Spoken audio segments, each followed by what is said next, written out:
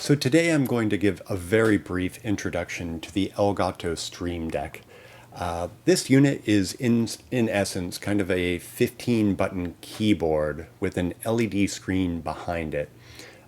In our conversation today, we'll just be briefly talking about how this works with Zoom, but it works with a wide range of applications. And when I'm in Zoom mode, the buttons can be configured so that they have specific functionality for Zoom. This is incredibly handy, especially in higher education for people that are teaching through Zoom and they don't want to necessarily fumble around memorizing keyboard combinations or using their mouse to hunt and peck for some really commonly used features of Zoom. So what you see here on the interface is mirrored on this video so you can follow along. I'm going to just briefly talk about the 9 buttons that come pre-configured, but there's a wide range of additional things that you can program into this. So let's go ahead and jump in. I actually have a Zoom session right here, so I've joined a Zoom session. My mic is unmuted and my camera is on.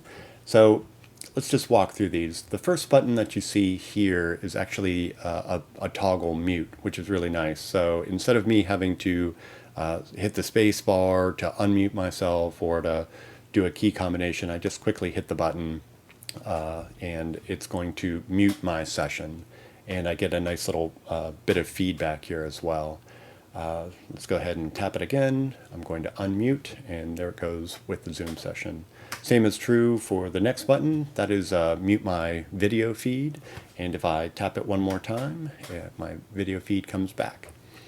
The third one is share screen. So if I want to share my desktop or a different piece of content, I just tap that button. It's going to bring up the share screen and let you select what you would like to share and then hit the share button. Obviously, it doesn't automatically start sharing because Zoom doesn't know what you're most interested in sharing. So, but again, this is a nice way to kind of shortcut that process of having to go to the share screen and then select the device. It brings it right up in this window. The fourth button is actually a kind of a bring to front. So let's say I had a number of windows that were on top of my Zoom session, maybe my PowerPoint or a piece of graphing software or an application.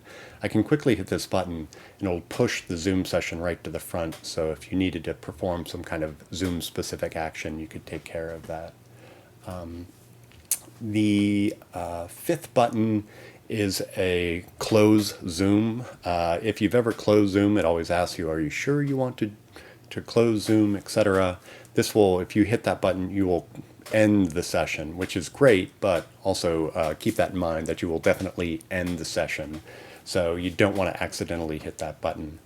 The next 2 buttons on the second row, the ones on the far left, the first one is record to the cloud, and the second one is record locally. So instead of, again, having to use your mouse to go and hunt for that record session, you can just hit one or the other button.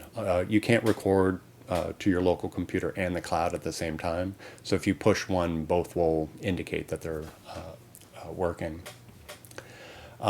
This button is the request everyone to turn on their microphone button. A great feature if you're teaching and you want active participation from the remote users. You could just tap that button.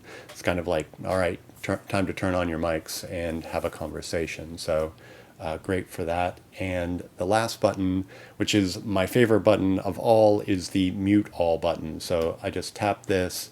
It's going to send out a notification to mute everyone's mic. And also you could see the quick pop-up saying, do you want to allow them to be able to unmute themselves? That's something you can change in your settings.